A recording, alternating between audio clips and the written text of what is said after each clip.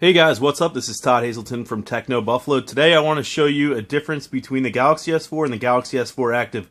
Normally John would do this, but he's in Hawaii, so you get me. You can see the two devices are fairly similar in shape and size. The Galaxy S4 Active is slightly thicker, though not much so.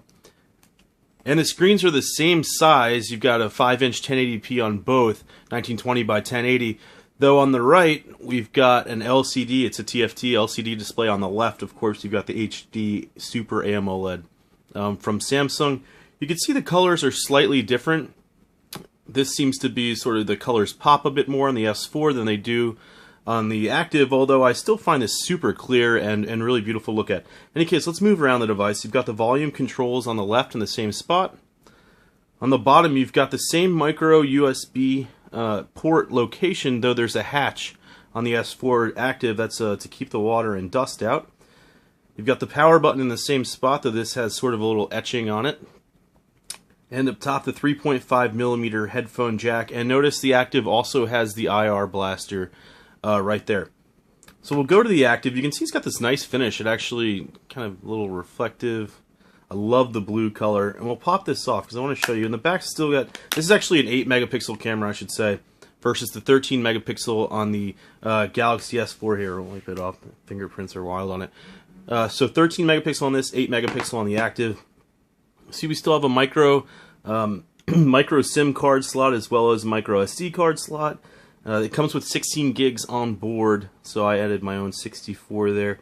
Then the battery here, and if you look at the undershell, you can see that it's got this plastic border sort of running around it, and that's to keep the water and dust out. And when you put it back on, you really want to make sure that you click everything into place, because if you don't, you can hear all the snaps, because if you don't, the water can actually get through. So real quick, I'll show you some of the features.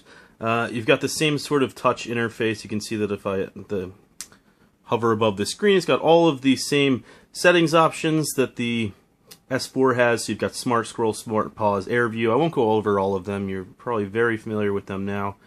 Android 4.2.2, that's Jelly Bean. And I'll bring up the camera interface just so you can see it, because there's one difference.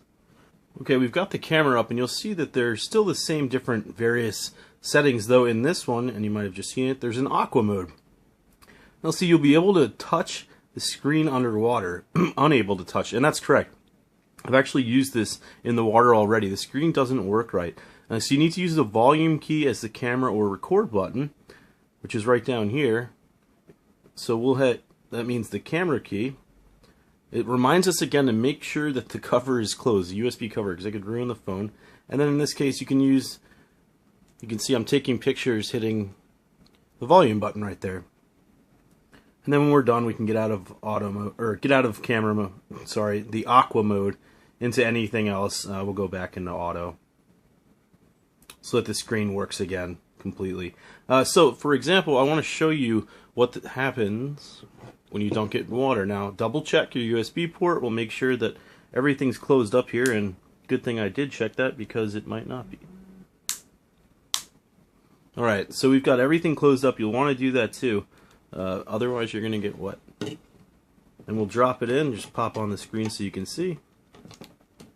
There you go, we've got the phone sort of sitting in water here.